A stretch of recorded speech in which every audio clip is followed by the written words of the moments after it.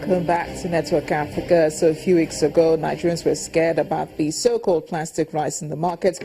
Well, the Nigeria Customs Service has been shedding light on reports of seizure of the so-called rice by customs officers from travelers during the festive season. A police and customs service spokesperson have been explaining that the seizures are directed at rice smugglers. Our correspondent Linda Kigbe explains further. It's a common sight at motor parks during festive seasons. Bags of rice lying around waiting to be transported with their owners to different parts of the country. It's no different this year as some passengers at this motor park in Abuja are traveling with what is a staple food in Nigeria. But this year, there are reports that some policemen and customs officials are allegedly seizing bags of rice from travelers on the highways.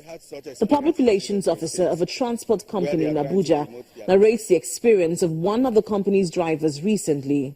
One of my drivers called me and said police arrested them along the road in Ugolafo and threatened to hand them over to custom officers. But eventually when we talked to the police, they released them. What they said is that it is a foreign rice that is contraband. That they are going to hand the driver and the passenger over to custom officers because the rice is not supposed to be purchased in Nigeria. Chimobi Okpara, a passenger in this vehicle, is traveling to his village to celebrate Christmas with a bag of rice in tow. Police doesn't have any right to harass me that I'm carrying rice because everywhere is rice. We don't know whether they import it or it's Nigerian rice. Away from the Federal Capital Territory to a motor park in Owerri, the Imo State capital, the story is the same. Doctor said the rice is contraband. If they venture see rice in your vehicle, you are in trouble. One bag of rice for you and your family to consume. Custom will hold even 2 bags of rice. They will hold you to pay to bring custom duty for 2 bags of rice. In an interview with Channels Television, the police spokesman says the police is not authorized its personnel to seize rice from travelers. A policeman seizing bags of rice on what grounds? Maybe, you see, I don't want to join issues whether it's true or not. People abuse their offices, and those police officers who tend to abuse their office will always be there according to our rules of engagement. Also, in a telephone interview with Channels Television, the Deputy Public Relations Officer of the Nigeria Customs Service, Mr. Joseph Atta, says its officials on patrol have had cause to seize bags of rice from suspected smugglers on the highways.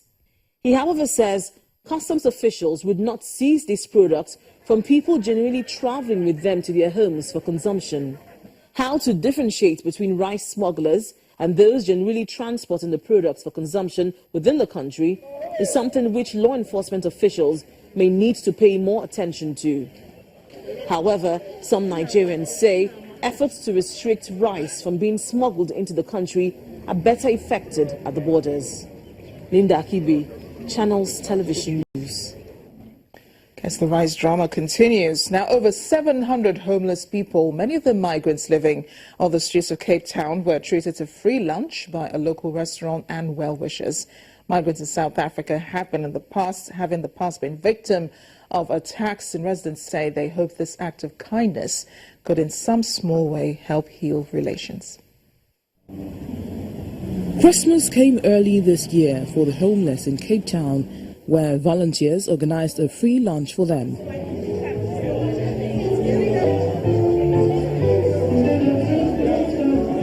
Over 700 meals of roast chicken, potatoes, pasta and salad were served. Many of the recipients of the lunch were migrants who came to South Africa looking for work and opportunities, but found themselves on the streets and with no exit plan. According to census data, South Africa has an estimated 1.7 million foreigners living within its borders, most of them from countries like Zimbabwe, Tanzania, Zambia and Mozambique.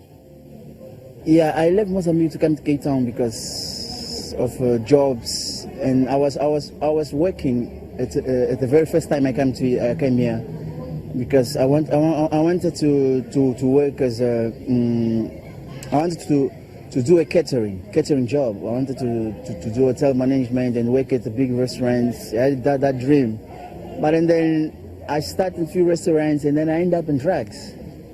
So I started using drugs and then I lost a lot of things. I ended up in prison, come out of prison. I don't have a place. I can't afford accommodation right now. And I'm staying in the street for a couple of years and I haven't get hold of my family, nothing. And I'm crying every day just to go back to Mozambique and I can't even afford to go back right now. Yeah, I meet a lot of people here out of Africa, you know, Botswana, Zambia, Zaire, Mozambique, Tanzania. But these people are good, you know, and they also struggle like we struggle, you know. And to make a living in Cape Town, we survive. It's estimated that there are over 7,000 homeless people living on the streets of Cape Town. State authorities say the 2,000 beds available at night shelters like the Salvation Army and the Heaven are far from enough. There was a figure of 7,500 homeless people. And then to make matters even worse, there's only about 2,000 beds for them to sleep on. So you can imagine we've got about 5,000 that literally sleep on the streets. Although it's one of the continent's economic powerhouses, South Africa is grappling with high unemployment, poor public services and crime. Many South Africans for whom the day-to-day is about as tough struggle to sympathize with the immigrants amid rising interest rates and higher energy costs. When we wake up in the morning, so we have to pack our clothes and blankets and then we hide them in the drains. And they are like we're stealing from each other, you understand? You have to hide your stuff and then you don't have to move far away from it because you will lose everything. And then I used to park cars and keep my kids on the side. Then I park whatever, the little that I get, I keep it, then I put the money together and then I go to the shops and buy for my kids. Immigrants have in the past been targeted in violent xenophobic attacks intended to force them out of the country. The potential for violence runs high because the migrants are seen by locals as willing to work for paltry wages and taking away menial jobs in the country where unemployment is at about 25%. In October, South Africa cut its GDP growth forecast by half to 0.5% due to contractions in agriculture, mining and manufacturing, as well as perceptions of elevated political risk. Spread a little Christmas cheer wherever you are. Thanks for watching Network Africa. I am Amarachi Ubani.